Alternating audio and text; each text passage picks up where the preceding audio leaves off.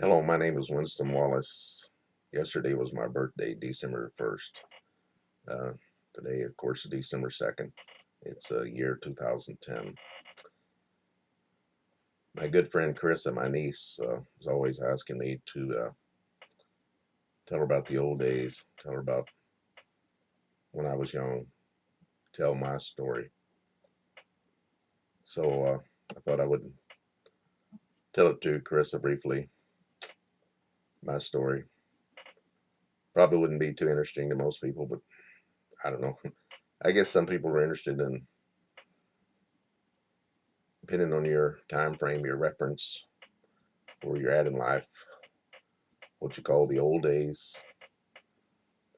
I know people that were born in 1990 think of the old days as the 90s, and the 80s, those born in the 80s or 70s think of those years as being the old days. Well, I was born in 1942, so to me, the old days are obviously the 40s, 50s, 60s, even the 70s now are the years have passed by. Anyway, to get back to my story, I was born December 1st, 1942, in Gorman, Texas. That's a little town in north central Texas in Eastland County. Used to be known as the peanut capital of the Southwest. Uh, my dad was a tenant farmer, sharecropper, if you will. In other words, he didn't have his own land. He farmed someone else's land. In return for that privilege, he gave 1/4 of the proceeds of his crop to the landowner. So he was a tenant farmer most of all my growing up years, and the crop he raised back there in Texas was peanuts. Anyway, I was born in 1941. I'm sorry, 1942. The war had just started about a year previous to that. December 7th, 1941, the Japanese attacked Pearl Harbor in Hawaii. So the war was on. The war was going full blast when I was born. We lived out in the country in a little house. I don't have too many memories of it, but basically we had no running water. The only heat we had, I believe, was from a fireplace, wood fireplace. We had no toilet, no no amenities whatsoever. It was an old wooden shack, basically, but it was our home. And there, that place was where my oldest brother Robert was born. My second brother Joe was born. I was born there, and I believe all of us brothers, except the youngest Jerry, was born on that place. We call it Lewis Sanders' place. Lewis Sanders was a fellow who owned that place, owned the property, owned the old house and the peanut land my dad farmed.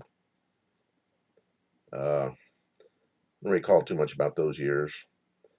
We moved when I was almost turning 5 to what we call a Parks place, probably 10 miles away out in the country, to probably a house that was even worse than the previous house.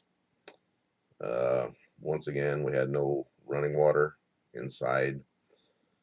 There was a pump outside that ran continually for water. It went to an oil well some distance away, so we did have access to water outside.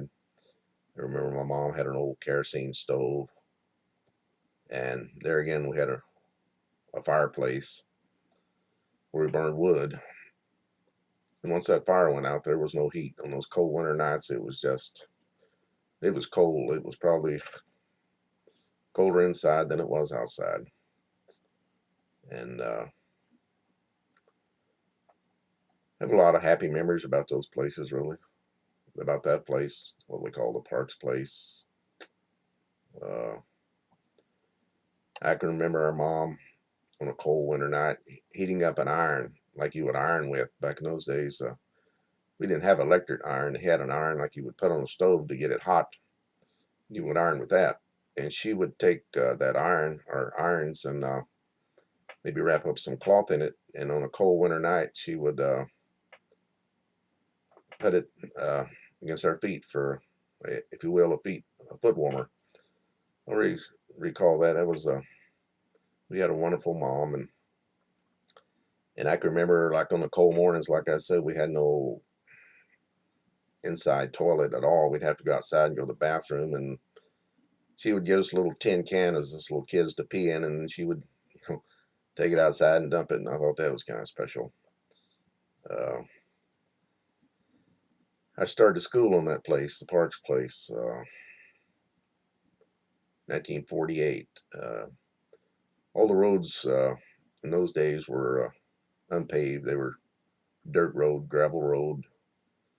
I can still see the old school bus coming in the distance, and us kids, probably Robert first, the oldest, and we were all strung out running for the bus. Seems like we're almost late every morning. You could see the bus probably coming down the road in the distance, maybe a mile away. We'd all be running across that peanut field catching it. The bus stop was probably gosh, quarter, half mile away. Seemed like quite a ways when you're a little kid, and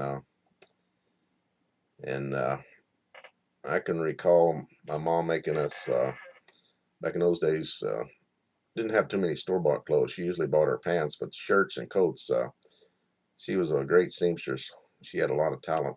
She could do anything, everything. My mom, she would make us shirts out of flour sacks that you could buy in town, or feed sacks. In those days, a lot of the feed sacks and flour sacks had cloth made of all kinds of different designs of cloth. You could make clothes out of it, which a lot of folks did in those days. And I can remember I didn't particularly like the designs. They were, to me, they looked like a girl's design. A lot of times it'd be flowers and stuff like that. But I did wear the shirts to school because I didn't have too much choice on that. But I recall one time she made me a coat from from a lady, a grown lady coat. She cut it up and made me a little coat, and it was gray. And to me, it just looked too girly. She made my brother Joe a green coat that looked even more girly. Anyway, I was, I guess, stupid and ashamed to wear my coat to town. I mean, to the school. So I would wear it to the bus stop there where our mailbox was on the old dirt road, and I would take it off on the coldest of winter days and stuff it in the mailbox and go to school without a coat, without a jacket. And when the school day was over and the bus driver dropped us back off, I would get it back out of the mailbox and, act like I wore it to school. And that was really stupid. I shame myself for doing something like that. My mother spent a lot of time doing the best she could with what she had. We were very poor in those days. We went barefooted most of the time. Like till 6th or 7th grade, we didn't have no shoes or wear any shoes to school. And the only time you wear shoes is be in the cold of winter where you just really couldn't understand anymore. And most of the time those shoes would be just hand-me-downs or just holes in the bottom. I remember I had one pair of shoes I had to put some cardboard in to wear to school. So we were very poor, but I guess didn't really realize how poor we were. We were happy. We were healthy. We ate real good. We raised our own pigs, our own cows. We had fresh milk. We had a great garden. Mama was a great cook and canner. Back in those days, the ladies would can, and we had all kinds of good food. We had a lot of fresh food, of course, during that growing season. I can remember those fresh onions and fresh tomatoes and fried okra. Man, fried okra. Oh, Jesus. I still yearn for fried okra and just black-eyed peas. And uh, every morning, Mama would make the greatest breakfast, just standard. I mean, it would be a full-bore breakfast. It'd be biscuits and gravy and sausage and eggs and hot coffee or chocolate. And I mean, we ate so good. And we always had a lot of meat to eat. We grew up on, like most folks did back in those days, pinto beans, which I still love today, red beans, pinto beans, cornbread, fried potatoes. God, I bet we had fried potatoes at least once a day. And I still love fried potatoes. Anyway, I'm going to call this chapter 1, and I'm going to let you go for now. I'll be getting back to you a little soon, and we'll go to chapter 2.